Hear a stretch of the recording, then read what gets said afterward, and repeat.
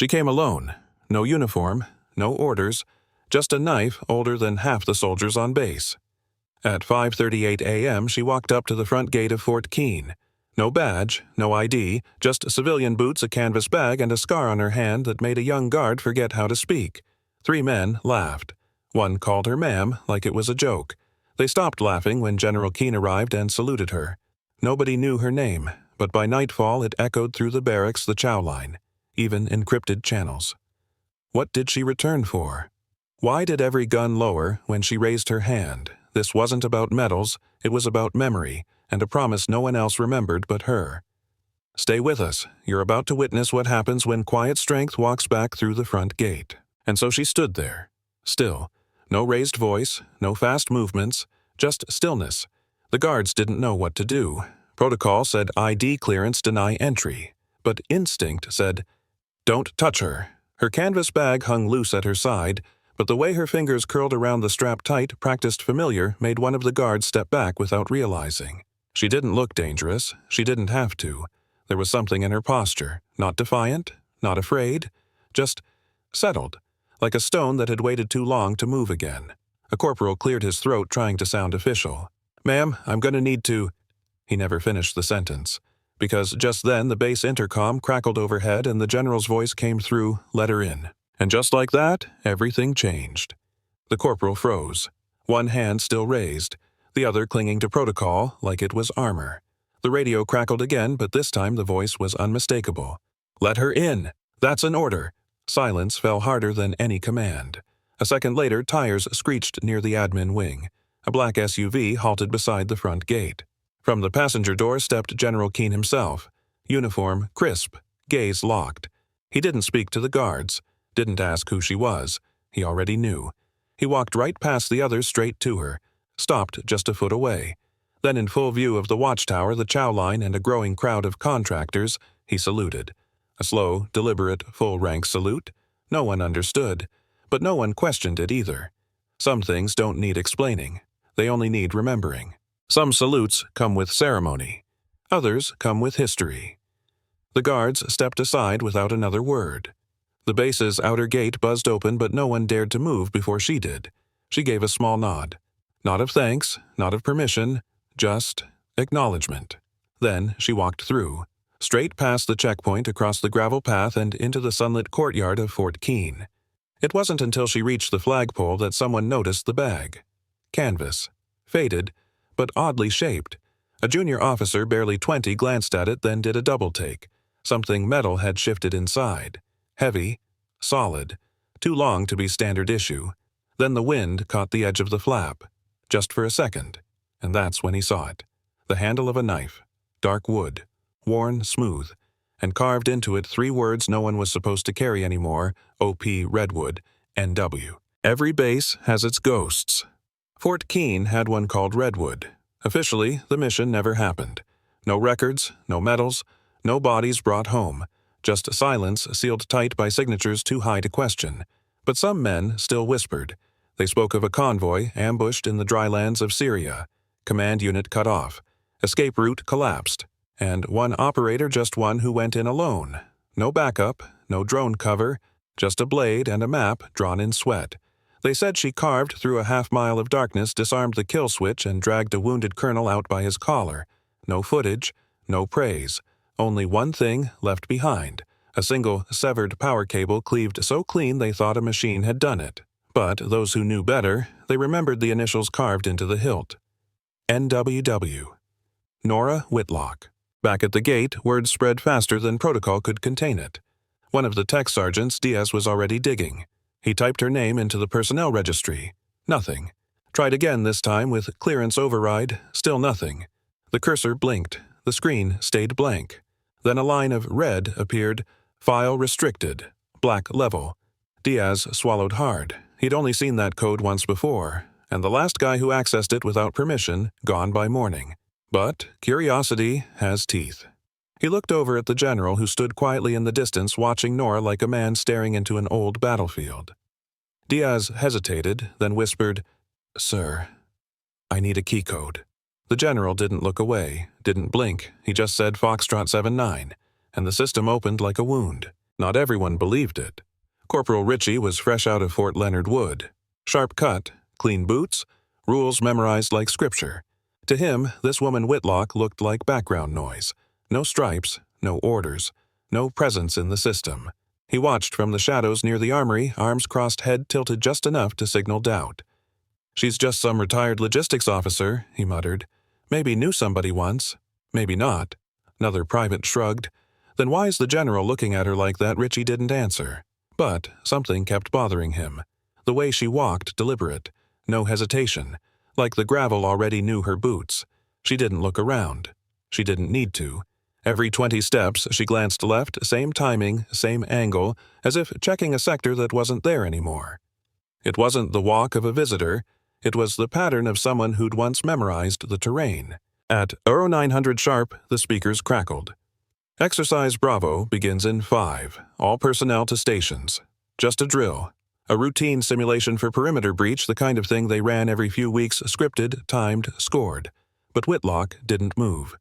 She stood outside the chow hall, eyes narrowing just slightly. Watching. Corporal Ritchie, still unconvinced, passed her by.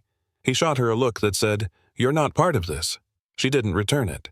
Inside, the operations center lit up. Maps, timetables, radio chatter, targets marked, response teams deployed. All of it controlled chaos in neat order. But outside, Nora tilted her head, as if something was off. One sound too soon. One sensor too quiet. And then, almost to herself, she murmured, "That's not a drill schedule. That's a cover." Every drill has blind spots. But this one had something worse: an extra body. He wore the right uniform, right patch, right rank, moved like a man used to being invisible. But Nora saw him. From across the yard, just a glimpse, a shoulder too stiff, boots too clean, and a walk half a beat too slow. He passed the motor pool like he knew it, but paused too long at the generator gate, looked twice at a panel no one ever looked at. Inside the operations center, no one noticed. He was just another blur on the screen. Part of the drill. Just another actor. But Nora kept watching, one hand resting lightly on the side of her bag. Not tense, not ready, settled, because some people raise alarms with noise, and others just by standing still long enough to see the mistake no one else is looking for. The siren came too early. One long wail, sharp and rising, but off by a full 30 seconds from the drill clock. Most didn't notice.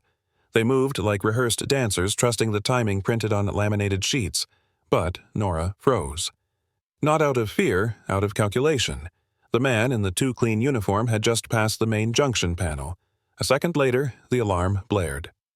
Coincidence? No such thing. She turned toward the control booth, eyes sweeping, not searching, confirming. Inside, the operator looked confused. He tapped the board. No red lights. The alert hadn't come from their system. It came from somewhere else. Somewhere someone wanted to appear urgent to pull eyes in one direction, while slipping quietly through another. Nora's grip on the canvas bag tightened. No words, just breath, measured. Something was wrong, and it had just begun. In the command tower, General Keene stood with arms crossed. His eyes traced the drill sequence neat on paper, steady on screen. But something tugged. He'd led too many missions to ignore it. That subtle itch in the back of the neck, the way the wrong silence hangs in a room that should be noisy. He glanced at the internal clock. The siren was off, only by a few seconds. But sometimes that's all it takes. He stepped closer to the operations board. No breach registered, he asked. The tech officer shook his head. "All systems green, sir. Probably a sensor twitch. Probably." But down below, he saw her Nora Whitlock unmoving in the courtyard facing east. Eyes locked on something no one else could see. And that's when it hit him. She wasn't reacting to the drill. She was waiting for something real. The first siren faded. People relaxed. Too soon.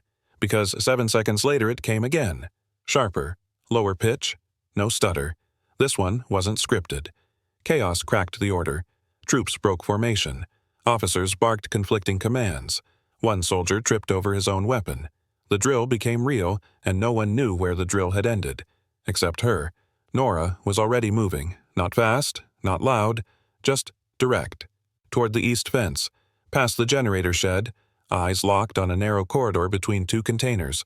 She didn't draw her weapon. Didn't shout. Just whispered to herself. Two bodies. One low, one pacing. The pacing one's nervous, the other's planted.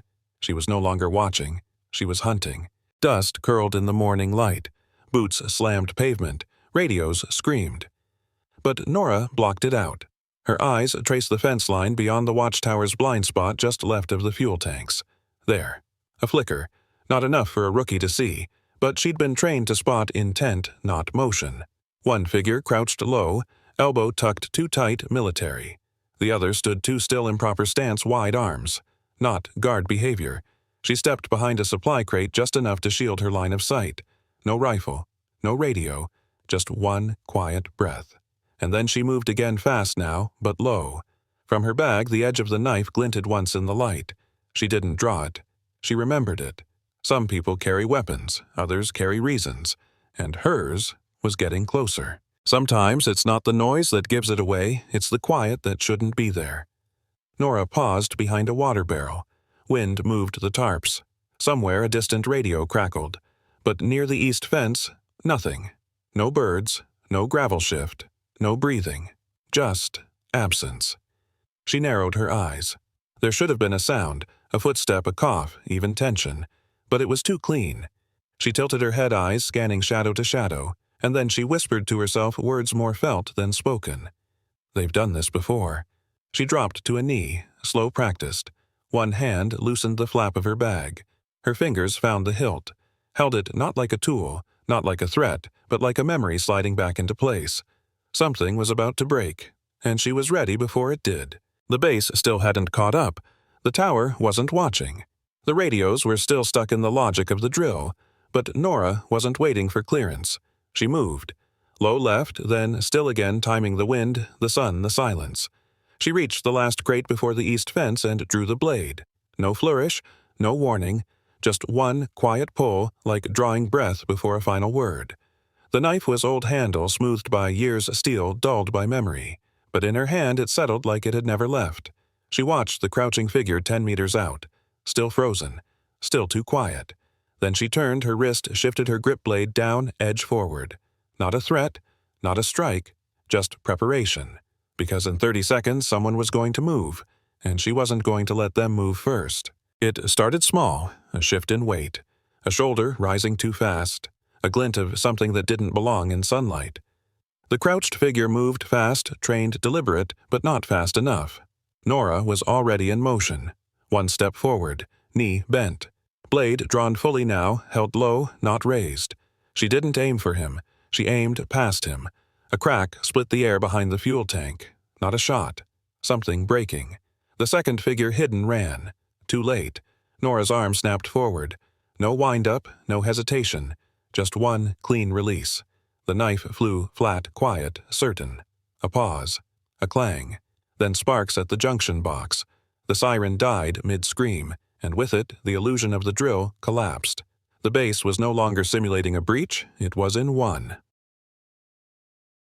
The siren didn't fade. It stopped.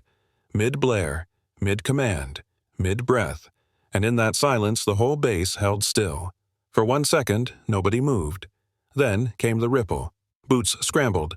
Commands overlapped. Weapons clicked without target. And in the middle of it all, Nora didn't flinch. She walked. Not rushed, not slow. Straight toward the junction box, still sparking at the edge of the yard. Behind her, the guards yelled, "Who threw that? Where's the breach? Why are systems down?" No one had answers. But Diaz, the tech sergeant, had a screen. And on that screen, a single frozen frame showed it all. A knife, embedded in the main line. Pinned clean through cable and steel like it was cloth. Someone whispered behind him. That throw was impossible. Diaz wasn't so sure anymore. By noon, the frame had traveled farther than any broadcast. First, it jumped screens from Diaz's laptop to the main comms wall, then to the outpost monitors, then into phones it was never supposed to reach. A still image. A knife. Dead center in the junction box. Power pierced. Threat neutralized. No filter, no caption, just quiet awe. Someone printed it, taped it to the mess hall door. Someone else copied it onto a pin drive. By 1400, it was whispered over encrypted comms like scripture. She threw it. She didn't miss. She saw it coming before it even started. No one said her name out loud. Most didn't know it, but they all knew that throw, and by sundown they started calling the corner of the yard something new Whitlock's line. By 16:20 the base was no longer guessing. It was bracing. A black SUV tore through the checkpoint. No siren, no flag, just dust and purpose. Colonel Trent stepped out. Decorated, direct, face carved from rules and fatigue. He didn't wait for a debrief, didn't ask who called him. He'd seen the photo, he'd seen the name that unlocked the old file, and he'd felt the chill in his gut that only came from one thing: recognition. He walked past 3 stunned MPs, past the still-smoking junction box, and straight toward the woman standing near the supply crates. She didn't salute. She didn't move. He stopped 3 feet away, looked her in the eyes, and in the kind of voice only battlefield ghosts understand, he said, "I thought you were done." She didn't answer him, didn't need to. Instead, she reached into the canvas bag. No rush, no drama, just motion, like memory. She pulled out a folded patch, faded black, frayed at the edges. Delta Force insignia. Beneath it, a stitched line in thread, barely holding N. Whitlock, Colonel Trent exhaled. Not relief, not fear, something heavier, like guilt, left out too long in the sun. The surrounding soldiers didn't speak. One tried to whisper but couldn't finish the sentence. Trent turned to the nearest operator. "Open the red file." The man blinked. "Sir, that's locked at," I said. "Open it." Within minutes the screen lit up. A name, a history, a rank no longer used, and just one word across the top stamped in red: retired, classified. The screen didn't flash. It didn't beep. It just opened, and the room fell quiet. Name: Whitlock. Nora M. Unit 1st, SFGD. Delta Clearance Shadow Tier. Operations Redwood. Night Bell. Serpent Strike. 3 more lines blacked out, one with no code name, just a date and the word classified. Awards: Silver Star, Bronze Star with Valor, Distinguished Service Cross, and beside one barely legible, awarded in absence. Skills: Hostage. Extraction: Deep cover, cold entry, throwing weapons master level. The tech's hand hovered over the scroll key. But Colonel Trent didn't ask for more. He just stared, like a man who'd buried something in the dirt and forgot it could grow back. "She shouldn't be here," he whispered. "But she is. Files tell you what someone did, not why. They don't show the sand in her teeth after Redwood, or the 2 hours she spent holding pressure on a dying private while still keeping her sector clear. They don't record the time she broke protocol to bring a boy's body home because his mother had written a letter she wasn't supposed to read. They mention awards, but not the night she refused one because the mission left too many names off the manifest. They don't mention silence, the years she disappeared, the fact that no one looked. Colonel Trent stood over the screen like it owed him something, like it might apologize if he stared long enough. But Nora wasn't looking at the file. She was watching the fence line again. Because some stories don't stay buried. No one said it out loud, but something changed. Not in the schedule, not in the chain of command, in the air. Guards stopped talking so loud. Young privates checked their posture when walking past her. Someone resecured a loose strap on their vest without being told. Even the dogs got quieter. Nora didn't look at any of them, didn't give orders, didn't ask for a thing. But respect moved ahead of her like a shadow, unspoken, involuntary. The kind earned by those who've walked further than they ever bragged about. Colonel Trent watched it unfold. Didn't interrupt. He turned to Diaz and said, "Start reviewing tower protocol." Diaz blinked. Sir Trent's voice dropped. "She saw it before we did. We either start watching the right way or get out of her way." They cleared the room for her, not because she asked, because no one dared assume she should ask. The conference table felt too clean, the screens too bright. It all smelled of routine, and she'd lived too long outside that. Colonel Trent pulled out a chair. She didn't sit. He gestured to the reports the playback feeds the what-ifs lined up in bullet points. She looked once, then said nothing. Diaz tried to speak. Started with, "Ma'am, could you tell us how you—" She cut him off with a look. Not cruel, just old. The kind of look that says you don't need to know, you need to learn. Finally she spoke. The breach was never at the fence. It was in your assumptions. And with that the room fell quieter than it had all day. No one argued. No one could. Because when she said it, the breach was never at the fence. They all felt it. The drill hadn't failed. They had. By assuming protocol would catch what only instinct sees. By trusting charts more than people. By forgetting that the most dangerous threat is the one you don't think looks like one. Diaz sat back in his chair, younger than her by decades but suddenly feeling older in the wrong ways. Colonel Trent looked at his boots, didn't speak, didn't need to. In that moment, no one asked for after-action notes. There would be no PowerPoint, just memory, and something heavier than intel understanding. Nora didn't push further. She didn't have to. The point had already landed harder than any weapon ever could. Captain Huxley hadn't said a word all day. He'd been at the gate that morning. He was one of the three, the one who'd smirked and called her ma'am like it was a punchline. Now he stood in the hallway outside the briefing room, arms crossed, jaw tight, eyes not meeting anyone's. He'd spent years climbing by posture and volume, mistaking noise for command. But what he saw today, that throw, that stillness, that presence, it cracked something in him quietly but deeply. Someone passed by and muttered, "She's just a civilian." He didn't turn, didn't correct, just whispered more to himself than anyone else, not anymore, maybe not ever, and from that point on, he never laughed at quiet again. The sparks were long gone, the cable severed, the breach contained, but the knife was still there, stuck deep into the steel panel, unmoved, undisturbed. Nora walked to it alone. No escort, no cameras this time, just footsteps on cooling gravel. She reached the box, rested one hand on the dented metal not to steady herself but to say something without speaking. Then she pulled. It came out clean. No struggle, like it wanted to go with her. She wiped the blade with a worn handkerchief, folded it once, slipped it back into the canvas bag, and for a brief second she stood there the same way she had 8 years ago, not victorious, not remembered, just finished. Corporal Diaz had watched the whole thing, not through screens, not from reports, but with his own eyes. He'd seen her spot the intruder before anyone else even looked east. He'd watched her throw the knife before anyone shouted contact. And now he watched her walk away from that junction box quiet as a closing book. He followed at a distance, not to ask, not to speak, just to understand. There was no doctrine for what she did, no training block labeled presence, no checkbox for the kind of certainty she carried, but Diaz felt something shift inside him, not awe, not fear, direction. She hadn't come to prove anything. She'd come to remind them, and some reminders don't need volume, just clarity. That night, Diaz didn't sleep. He sat in the corner of the guard shack watching the patch of gravel where she'd stood, replaying every step, every silence. He opened his notebook, not the digital kind, the one his grandfather told him to keep. Some things the old man once said don't belong on a screen. Diaz wrote one sentence. Assumptions are heavier than gear. Carry them wisely. He underlined it twice.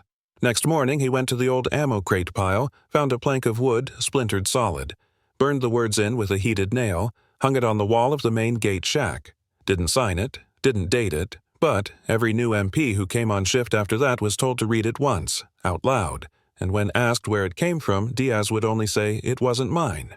I just remembered it." From his office window, General Keene could see the yard.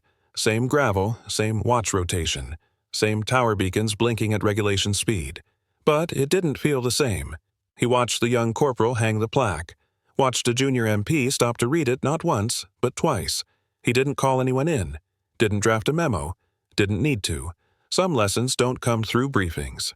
They move in silence, pass from one hand to another without ceremony, without rank. He sipped his coffee colder than he liked, then turned to the shelf above his desk. Still there, the original mission report from Redwood, blank where it mattered.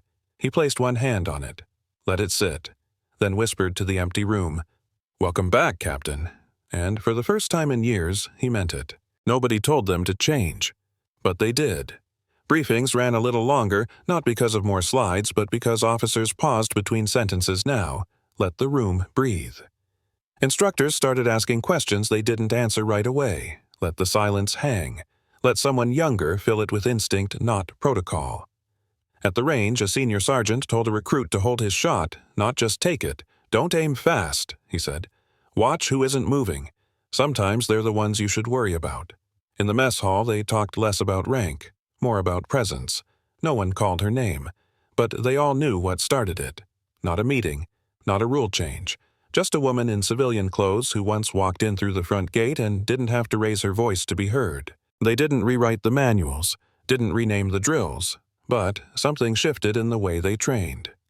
Observation drills got longer. Recruits were told to track stillness instead of movement, to read breath, not just distance. In the CQB room, instructors stopped shouting, started waiting. Tell me who didn't blink, one would say. Tell me who didn't flinch. More recruits failed the new standards, but those who passed, they moved different. Not faster, cleaner. And in one classroom, someone added a line to the whiteboard. No one claimed it, but it stayed erased and rewritten each day. Presence is a weapon. If you carry it well, you won't need another. They didn't say who taught it, but they knew who lived it. She walked the base with calm steps, stepped into Armory's motor pools, even the old mess tent. But there was one room she never entered. The old comms unit converted now into a storage bay, dust thick. Walls still marked with faded tape from mission maps long gone. 8 years ago, that's where she'd stood over a dying man, held his hand, held the line, held her breath until the chopper finally came. The door was unlocked. No one stopped her, but she never reached for the handle. Diaz noticed, watched her pause near it once, rest one hand on the frame, then keep walking. He asked Trent about it later. The general just said, some rooms stay closed not because of fear, but because they already gave everything they had, and that was enough. They didn't call it a ceremony. No speeches, no folded flags, just a habit that started and stayed. Every new rotation of MPs, first shift, first morning, got shown the guard shack plaque. Diaz would point to the words, assumptions are heavier than gear. Carry them wisely. Then he'd pause. Sometimes he told the story. Sometimes he didn't. Didn't matter. Because by then, most of them had already heard it in the chow line in the rec tent, and whispers passed like hand-me-downs. She didn't yell. She just saw it. That throw Rio happened at 09:32.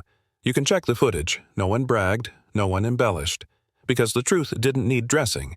It had already walked the grounds and left its boots in the dust. It started as a joke. A private passing by the east fence pointed to the patched-up junction box and said, "You mean Whitlock's line." The name stuck. Not official, not painted, just understood. Maps didn't change. But patrol logs started marking that sector with a W. The tech crew installed a new alarm junction but left the original box in place.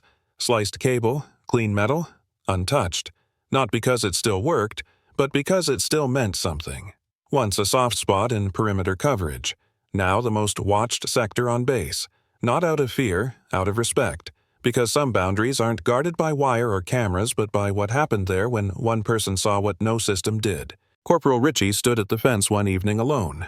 No patrol, no drill, just him and the box.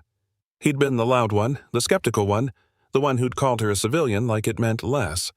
Now he looked at the burn marks on the panel, ran a finger over the dent where the knife had entered. Still sharp. Still real. He hadn't spoken to her since. Didn't know what he'd say if he did. But he'd started carrying quieter, stepping softer, asking more. And in his locker taped behind his mirror was a sketch he'd made himself, just outlines of the knife, the throw arc, and 3 words beneath it I saw. I learned. I won't forget. Some truths don't need apology. Just change. She left the same way she arrived. No convoy, no salute, no notice on the board. Just one canvas bag and boots that knew their own path. The guard at the gate almost asked where she was going, but stopped. Something in her eyes said, "This isn't an exit, it's a return." She paused, once looked back at the yard. Not long, just enough. Someone in the tower stood and straightened his back. Didn't wave, just watched. A few minutes later, her figure faded past the perimeter road, dust rising behind her like breath exhaled slow. No one spoke, but all across the base people stepped lighter that day, as if not to disturb the ground she'd just walked off of. Some goodbyes don't echo, they settle. She was gone, but not forgotten, because forgetting requires silence, and she'd left behind too much weight. The plaque still hung in the guard shack. The line on the whiteboard still got rewritten every morning, and the fence people checked it more often now, not out of fear, out of habit, born from respect. New recruits were still arriving, wide-eyed, loud, but within weeks they started asking different questions, pausing before assumptions, listening longer before speaking. No one ever said, "Be like her." That wasn't the point. but they noticed who she was, and more importantly who they became after she left, because some people don't leave stories behind. They leave standards, and that stays longer than any uniform. She didn't come to prove anything. She came to remind us don't forget what keeps us alive. His boots were slower now, not from age but from knowing there wasn't much left to check. General Keene made his final walkthrough in silence. No clipboard, no aide, just him and the base he'd carried on his shoulders longer than most recruits had been alive. He passed the range, the yard, the old comms room, paused near the east fence. The new panel gleamed under fresh bolts, but the old one knife mark still visible remained untouched. He rested a hand on it, not to inspect, to remember. Behind him a pair of junior officers waited, didn't rush him. He turned once, nodded to the plaque Diaz had carved, then whispered half to them, half to himself, "Command ends. Legacy doesn't." And with that, he walked off the line. One last time. They never made a statue, never named a wing, never held a ceremony, but they remembered. In the way rookies stood still before speaking, in the way reports now included the phrase assessed without assumption, in the way one young corporal now taught others to spot stillness before motion. Her name was never written on the wall, but her presence never left it. And somewhere years later, a recruit asked about the old junction box, about the dent, the mark, the throw. The instructor smiled, didn't give dates, didn't explain medals, just said she didn't raise her voice. She didn't need to. We heard her anyway. If you've ever met someone like Nora, comment, "I've seen them too," or tell us who would you trust to protect the base. A perfect system or someone who sees what others miss. Because some strength doesn't march. It waits. And when the moment comes, it moves once quietly and leaves everything different. Forever.